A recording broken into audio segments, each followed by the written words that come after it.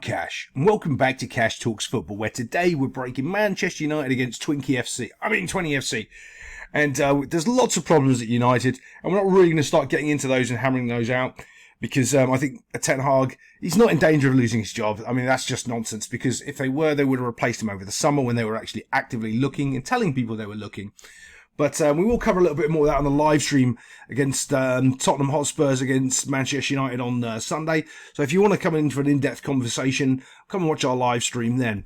But right now, I'm going to talk about a little point here. When you're playing against a lesser opposition, so Manchester United are obviously one of the top teams and clubs in the world, and Twente FC, not so much. So what ends up happening is players do things that they wouldn't normally do in Premier League games and in situations just because, well, they think, oh, I'm better than that player. And it happens quite often.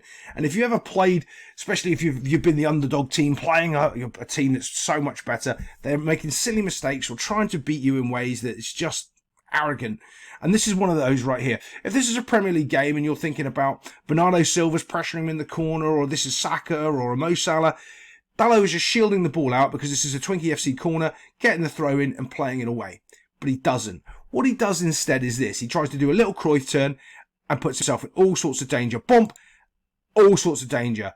Why is he doing that? I'll tell you why he's doing that. It's because he thinks that this player is not good enough. I can do this little tricky little here and get away with it. And he can't. Almost cost his team to go 1-0 down. So when you're looking at mistakes in games, you're looking at that and you're going, right, what's the mindset of my players? Because if they're doing this in their corner flag, trying to put a little trick out to just defend the corner, you've got real fundamental problems in your team. And that's what generally Manchester United have. They've got an attitude problem. It's not a talent problem. It's just that the whole team has a massive attitude problem. Ronaldo talked about it. Even back Jose Mourinho talked about it.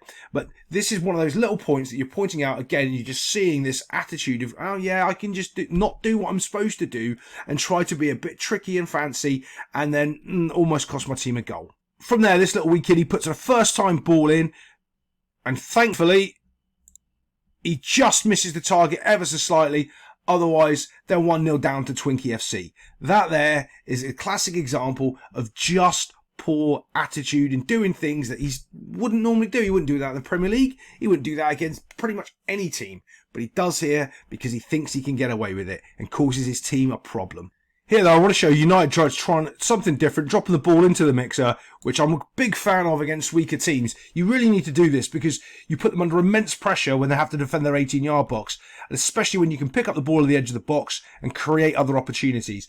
With here, though, this is just a simple little knockdown, knocking the ball up, trying to see what gets on the end of it, and one of the Twente FC players almost volleys it into his own top corner. Again, they just have to deal with it.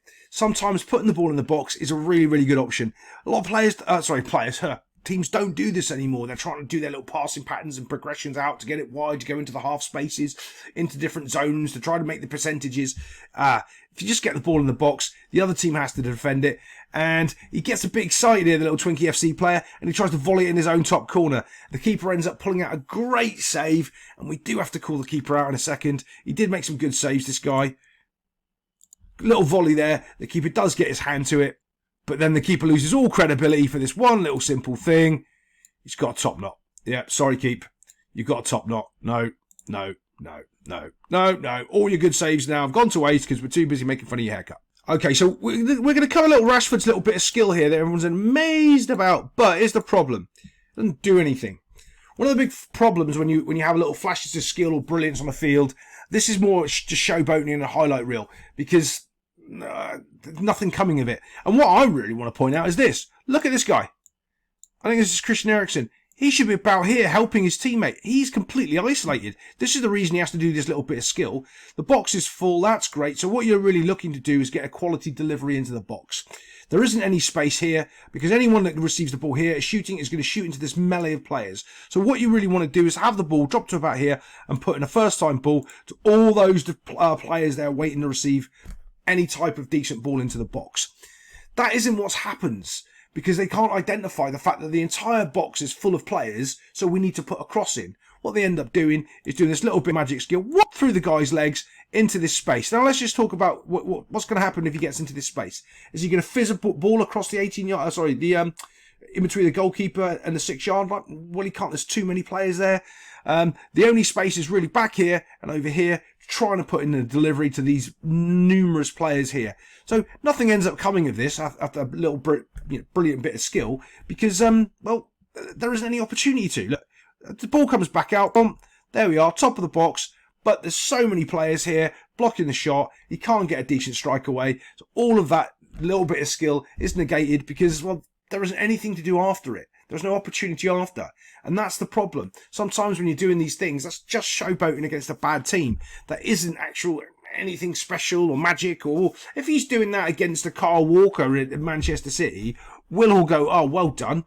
But you're not. You're playing Twente FC and you're not putting in a decent ball or any sort of real goal-scoring opportunity, because this isn't a goal-scoring opportunity here. He does have a bit of space. He does have a bit of time in the edge of the box, but there's just too many players between him and the goal to actually do anything.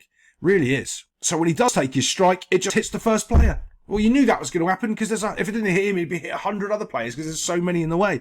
The smarter thing would probably do is put your foot on it and see what we can do by going around and trying to find an opening somewhere else, because smashing it into this melee of players here is not a good option. But when you're Manchester United and you're doing that inside the box, that means the players really don't have much of an idea or an identity or what they want to do with the ball when they get in and around the goal. Yeah, not very good. Here we go, though. This is actually not bad from United. They're trying to create something, trying to draw them out, get them out onto the 18-yard box, and then dink a little ball into one of the half spaces and see if they can get a shot off. This goal gets created because of these little passes here. Watch what happens here, right? As we start knocking this ball around here, do you see him now? He's completely free, ghosting in behind these two players. I've absolutely left him. This guy can't come out. These two are marking here. Now, this little quality ball through here makes all the difference. This is now where the panic station set in. As this ball gets played in, now they've got to deal with it. Now, also, if you watch, he is surrounded by 1, 2, 3, 4. His real opportunity here is to take a touch and smash it at the net box. He's got a bit of time. Or, honestly, this is me. What I'm doing, I'm taking it down the line. That's what I'm doing. My coach will be yelling at me the whole time, but I'm taking that ball and I'm trying to hit that byline as fast as I can and trying to get down there and see if I can get something back. But this is a guy here. Watch. The Twente FC player doesn't go with him. These two here, because the Twente FC player is still going to be stood in the exact same spot after Christian Eriksen has put the ball into the net box. Watch what happens here. As he goes, there's the challenge. Little bit of a bad first touch. Do you see that bobble? That's the quality you're missing. If that is a quality first touch, he's straight down that sideline or getting a shot away, but he can't. It's bobbling and bouncing, and that gives him the opportunity to actually challenge, because his first touch isn't clean. Again, then you have to wonder why his first touch isn't clean. Is that because of his confidence? Is that because of his ability levels? Is that because he's just technically rubbish? I mean, there's loads of little things that you need to iron out on that, because they're the problems that you can fix. They're the idea. They're the things that you can do in training, and they're the ones that you can, knock out and make sure that he can get right again. So if he's in that situation against the Man City, against the Tottenham on the weekend, he can get the ball down into his feet into the corner or get his shot off, not have it bounce up and have it be a little melee bouncy thing and have their defenders clear the ball. Now, you can already see Christian Eriksen's on the move. Twente FC player, let's let him walk past. Hasn't thought that there'd be any danger because there's 4 players around the ball, but there is. As it breaks, he just passes it into the net box. Great strike, to be honest. Absolute great strike. Twente FC player over here, still stood still after Christian Eriksen just walks past him and puts it into the goal. Now, you have to ask yourself as well, when you're trying to break this down and you're looking at your team, you go, right, have we scored that because we've created an opportunity? Actually, kind of yes, because we put the ball into the guy's foot, our strikers, he did make a meal of it. Yeah, we did create this opportunity, even though technically, what they would say in the statistics is that is from an error from Twente FC, because they didn't clear the ball when it wasn't, they were the ones touching the ball last, and it was their error that caused that goal. Yeah, but you caused the error. So they actually did a thing. They caused a goal to happen, but they didn't create a goal. There's a difference. They caused a goal, they didn't create a goal. So let's just move this on and I'll show you the Twente FC goal, because there's lots to talk about. So this is where the problem starts for Man United. Now, everyone will harp on about Christian Eriksen, yeah, and we'll cover that as well. But generally, there's certain rules in football that just seem to appear all the time. And one of those rules is when you make 3 mistakes in a row, chances are they're going to score a goal. And I mean 3 mistakes, not 3 mistakes. You've got a bunch of players here tracking the runner. 1, 2, 3, you can all see him. And no one is actually in front of him trying to be goal side and stop him running. And you go, but Cash, the goal's miles away. Yeah, but you still need to get in front of the ball so he can't build up a head of steam and start running past you down this, because that's where he does. He starts running down through these spaces right here. This is the point where maybe you can get a foot in, maybe you can just touch the ball away ever so slightly and try to prevent this guy running through on you through the midfield. But I also believe this is, again, a bit of arrogance in the fact that they are a lesser team than us. We don't have to, because I'm telling you now, if that's a Declan Rice running through midfield, that guy's going down onto the ground. If that's a quality, solid midfielder in the Premier League that they're worried about, they're just taking him out and getting a yellow card. They don't. They're trying to sort of, let him go. And then you've got, I think this is big Harry Maguire here, trying to put in a tackle and just gets completely made to look like a fool because it's open play. This isn't what Harry Maguire's good at. He can't make tackles in open play in the open midfield like this. It's just not his skill set. Not good at it at all. Goes straight through him. I mean, that's awful. Absolutely awful. Now, the whole field is opened up, and all of a sudden, United are in absolute panic stations. The ball gets cut out really, really simply. Christian Eriksen's got the ball, and the first thing you're doing is playing it to the keeper. Why? Because you're facing that way. Now, let me be clear about this, because this is one of the most annoying things I hear in football after me coaching for over 20-odd years. Play the way you're facing. No. That is technically kind of correct, but it's not really, doesn't help you become a better football player.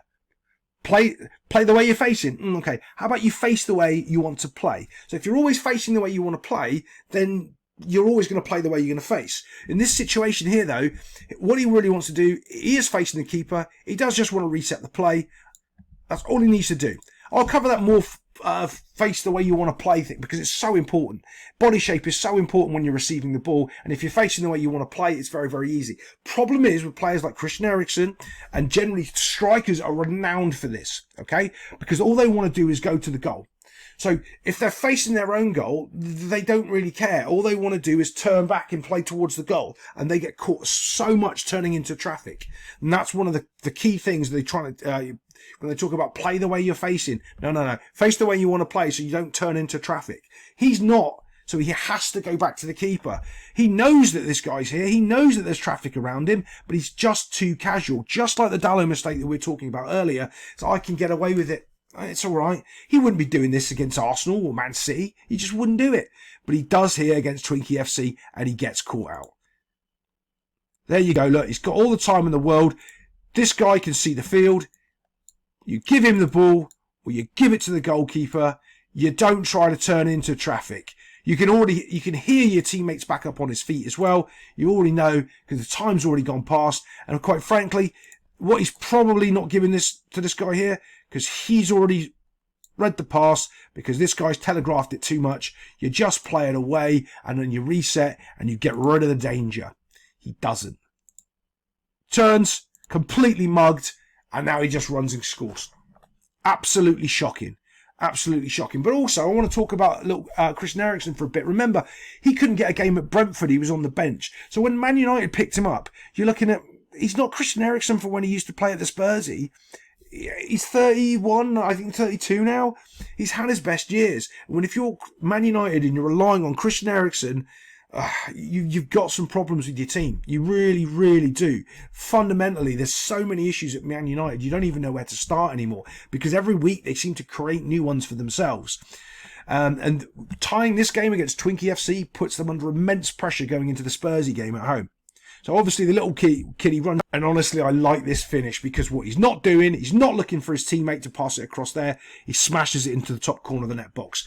Now I also want to talk about this goalkeeper here because I think it was I think it was the Twente FC goalkeeper. I was watching a goalkeeper save it at the near post from a similar shot. And the real difference between him and Onana is Onana's all crouched down and hunched down, not making himself big and strong, waiting, just basically cutting off the angle on the front post. He's all crouched down, getting ready to go for a save over to the side, thinking it's going to go across the goal. You can see from his body shape that he's in power position, his knees are bent, and he's looking to go down to his right-hand side, and he's not even thinking about this guy. He's got the ability to smash it into the top corner. Can you see his body shape there? He goes to the right and has to come back. Let's just play that one more time so we can show it to you. Right? as this strike goes, watch what Onana does. He slowly starts to move to his right-hand side. You see there? Boom. As he goes to his right-hand side, he puts it into the top corner. Not good enough from United. Puts him in all sorts of problems going against Spursy on the weekend. Hope you join us for that. And I'll see you next time on Cash Talks Football.